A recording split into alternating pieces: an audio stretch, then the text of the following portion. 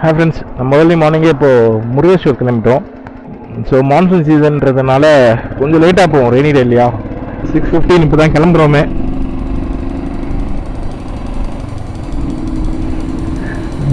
இன்னும் நிறைய பேர் எழுந்திருக்கல, நாங்கள் 2 பேர் மட்டும்தான் மார்னிங்கே எழுந்துட்டோம். ஆனால் சம்டைம்ஸ் டயர்ட் பார்க்காம கிளம்புனா தான் சில ஸ்பாட்ஸ்லாம் கவர் பண்ண முடியும்ல. ஸோ அதனால தான் நான் முருகேஸ்வர் வரைக்கும் போனதே இல்லை. மேபி அவங்க ஆல்ரெடி போயிருந்ததுனால இன்ட்ரெஸ்டாக இல்லாமல் இருக்கலாம். நமக்கு இதுதான் ஃபர்ஸ்ட் டைமு. பியூட்டிஃபுல்லான ரோடு, சான்ஸே இல்லை, செம்மையாக இருக்குது. ஆல்ரெடி கோவாவில் இருக்க ஒரு ஃபீல் தான் இருக்குது எனக்கு. டூருக்கு பயங்கரமாக ஏதாவது ரெயின் லைனர் போட்டு வந்துருக்கலாம். வரைக்கும் எதுவும் எடுத்துகிட்டு வரல. நிறைய லக்கேஜ் எடுத்துகிட்டு வரலான்னு தான் கம்மிப்படுத்திட்டேன். ஆனால் குளிருதுங்க கண்டிப்பாக. அடுத்து எங்கேயாவது நைட்டு சுற்றுறோம் அப்படின்ற மாதிரி இருந்ததுன்னா ஜெர்கின் கண்டிப்பாக தேவைப்படும். ஸோ NH 66 வந்து நம்ம ஒரு ரைட் எடுக்கணும். இப்போது முருகேஸ்வர் போகிறதுக்கு இந்த ரைட் தான் நினைக்கிறேன். எஸ், முருகேஸ்வர் தான். ஆமாம், ஏதோ ஒன்றுங்க. இந்த வழி தான். எங்கடா பசங்க நீங்கள் நியாயம் பண்ணிட்டீங்களா? பறந்துட்டு இருக்கானுங்கப்பா. 2 kilometers ahead. என்ன வண்டியை போய் நிறுத்திட்டு டிஃபனே முடிச்சுட்டு இருப்பானுங்கன்னு நினைக்கிறேன். கிளைமேட்டு சான்ஸே இல்லைங்க, வேற லெவலில் இருக்கு. ஃபைனலாக நம்மளோட லொக்கேஷன் தெரியுது. இங்கேருந்து அந்த கோவில் சிவனுடைய ஸ்டாச்சு வந்து தெரியுது. எவ்வளோ பிரம்மாண்டமாக இருக்கு.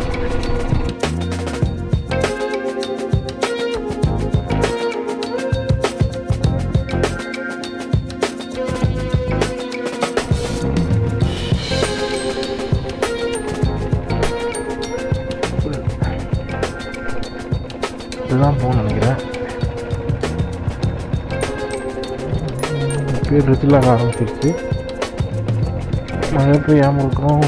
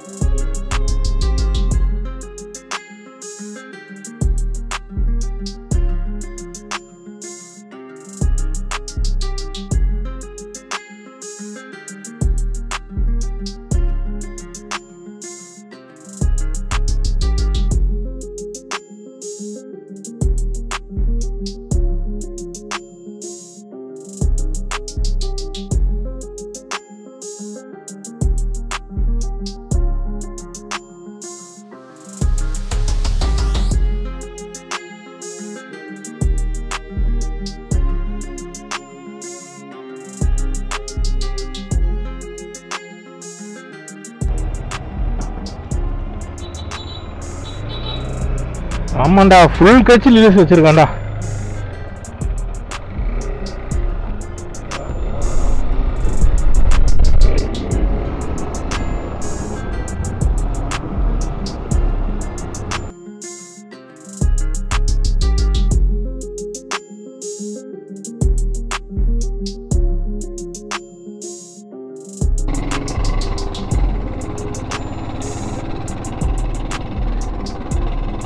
ஆக்சுவலி நாம் இங்கே ஒரு ஹிடன் ஃபால்ஸுக்கு போயிட்டுருக்கோம். ஹிடன் ஃபால்ஸ்ன்னு சொல்ல முடியாது, பட் அன்பாப்புலர்னு சொல்லலாம். ஸோ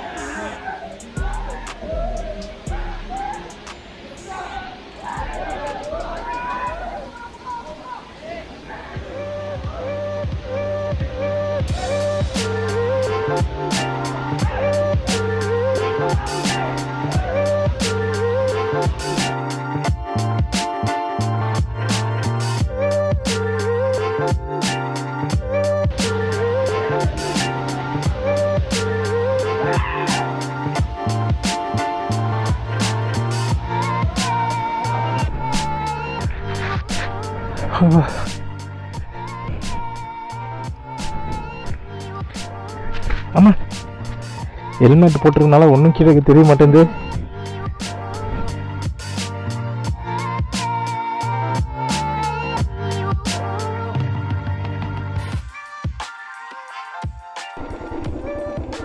பாய் டாகி. ஓகே, சூப்பராக இருந்தது ஃபால்ஸு. இங்கே ஃபோட்டோ ஷூட்டு 6000 போட்டிருக்காங்க. ஒர்த்து தான். ஏன்னா அங்கே வந்து ஊஞ்சல் வேறு அவங்க செட் பண்ணி வச்சுருக்காங்க சூப்பராக. ஃபால்ஸில் நடுவில் நீங்கள், அதாவது ஃபால்ஸ் பேக்ரவுண்டில் நடுவு சென்டரில் தண்ணி வேறு இருக்குது.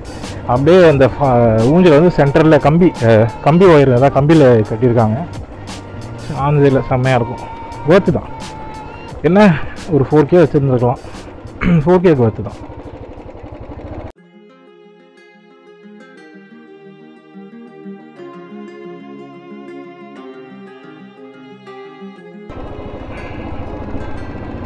இதெல்லாம் செம்ம ஸ்பாட்டு ஃபோட்டோ ஷூட்டுக்கு.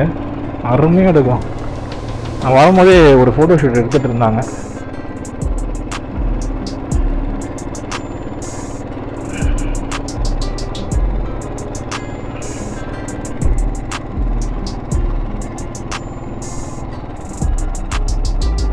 வா,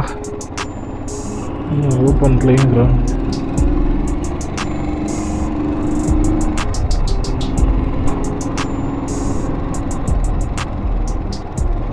இன்னும் ஷூட் முடியல, பறக்க விட்டுனுங்கிறாங்க.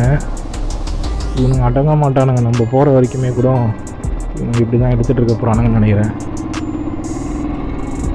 ஷூட் வந்து வச்சு சரிங்கடா. ஆனால் ஃபோட்டோ அந்த அளவுக்கு வருமா பார்த்தா ப்ரொஃபஷனலாக தான் இருக்காங்க. லொக்கேஷனாக நல்ல லொக்கேஷன் வராங்களே. ஆக்சுவலாக இங்கே பே பண்ண வேண்டியதே இல்லை. பெங்களூர்லேருந்து கூட ஈஸியாக வந்துடலாம். ஒர்த்து.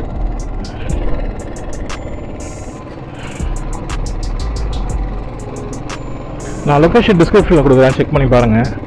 மேபி இந்த சைடு வந்தீங்கன்னா கண்டிப்பாக இந்த ஃபால்ஸ் வந்துட்டு போகலாம். ஃபேமிலியோட டெஃபினட்டாக வரலாம். தண்ணி இப்போ வந்து நார்மலாக இருக்கிறதுனால ஃபேமிலி குட்டீஸ் எல்லோரையும் கூப்பிட்டு தான் என்ஜாய் பண்ணுவாங்க. நானே ஃபீல் பண்ணுறேன். பையன் இருந்தனானா செம்மையாக என்ஜாய் பண்ணியிருப்பான். ஃபால்ஸ் பார்த்தது இல்லைல்ல, அவங்க தான் வந்து கொஞ்சம் என்த்து ஆகிடுவாங்க. சரி, தண்ணியில் குளிக்கிறதுனாலே பசங்களுக்கு ஜாலி தான்ல. ஓகே, இங்கேருந்து லெஃப்ட் எடுத்து நம்ம ரூமுக்கு போயிடலாம். ரைட். ஆசம் டே 3. இப்போ அடுத்த ஸ்ட்ரைட்டாக ரூமுக்கு போயிட்டு அடுத்த லொக்கேஷன் வந்து கோகர்னா. அடுத்து கோகர்னாலேருந்து night I think Goa. Maybe stay Gokarna கூட இருக்கலாம், அப்படி இல்லைன்னா Goa. Okay friends. Okay, day 3 morning வந்து முருடேஸ்வர் போயிட்டு வந்தாச்சு. இப்போது எல்லா திங்ஸும் பேக் பண்ணிவிட்டு இங்கேருந்து ரூம்லேருந்து வெக்கேட் பண்ணிவிட்டு நாங்கள் கோகர்னா போகிறோம். ஃபஸ்ட்டு ஐ திங்க் யானா கேவுக்கு அப்புறம் கோகர்னா. லேட் ஆகிடுச்சுன்னா கோகர்னா போக மாட்டோம், டைரெக்டாக கோவா தான். மோஸ்ட்லி கோகர்னா இருக்காது லிஸ்ட்டில். ஏன்னா யானா கேவ் வந்து ட்ரெக்கிங் ஒரு 2 கிலோமீட்டர்ஸ் பண்ணணும். ஆல்ரெடி டைம் வந்து 12:30. அதனால் கண்டிப்பாக கோகர்னா ஸ்கிப் ஆகிடும். டைரெக்டாக கோவா தான் அன்றைக்கி. யானா கேவ்ஸ்க்கு அப்புறம். யானா கேவே ஸ்கிப் ஆகுதான்னு தெரியல, டவுட்ஃபுல்லாக இருக்குது. பார்ப்போம்.